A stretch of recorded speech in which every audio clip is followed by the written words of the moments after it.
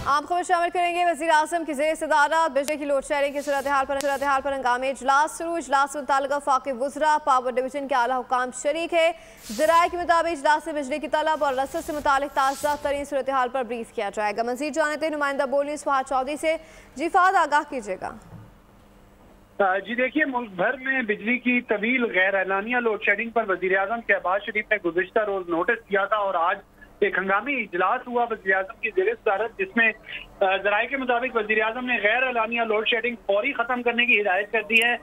साथ ये भी हिदायत की है कि नुकसान में चलने वाले फीडर्स पर भी लोड शेडिंग का दौरानिया कम किया जाए। ज़राए के मुताबिक वजारत तवानाई और खुसूसन पावर डिवीजन ने इजलास को ब्रीफिंग दी और वज़ीर आला KPK से होने वाली मुलाकात पर भी ब्रीफ किया गया।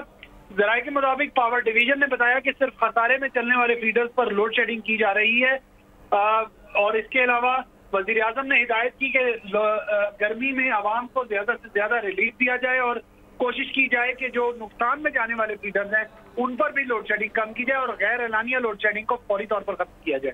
फहाद चौधरी आगाह कर रहे थे, आपका शुक्रिया। सब्सक्राइब करें और बेल दबाएं ताकि कोई खबर रह न जाए।